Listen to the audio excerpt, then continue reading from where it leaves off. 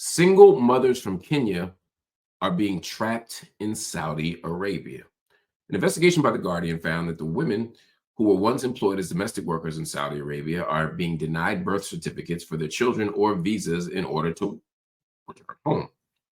The women all escaped abusive employers who kept their documents. Now, without the documents, the kids can't go to school, the visas can't be processed, and effectively they have stateless children. Now, children born outside of marriage are denied birth certificates because they're undocumented and they can't afford the basic rights and services that accompany it. And it's considered a confession if women survive rape or sex trafficking and can be prosecuted for extramarital sex.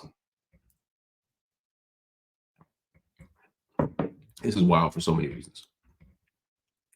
One, I want to point out the problem because I don't think we necessarily understood this or understand this as a problem.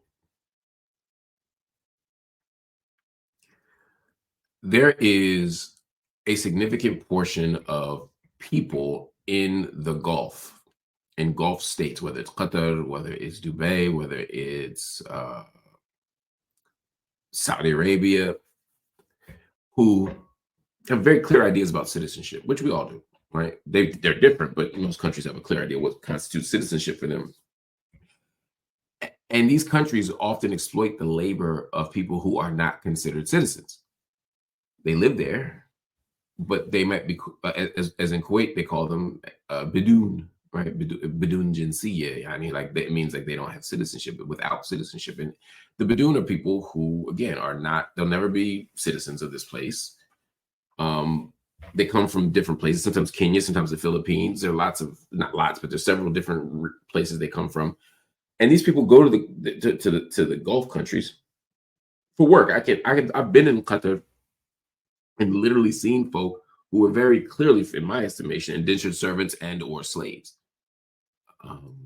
They get there, their boss, who often feels like an owner, takes their paperwork, rips it up, throws it away, hides it. Basically, make sure they can't go anywhere and they can't do anything. This is not a small thing. You know, when we talk about the Middle East, we have to be very honest. When we talk about race in the Middle East, we have to be very honest. And one of the things that we have to talk about is how the Gulf uses people from around the world, doesn't grant them citizenship, doesn't give them the most basic affordances of democracy, but these people get stuck and they can't leave. It's like having a gorilla pill. Like, that's what it feels like.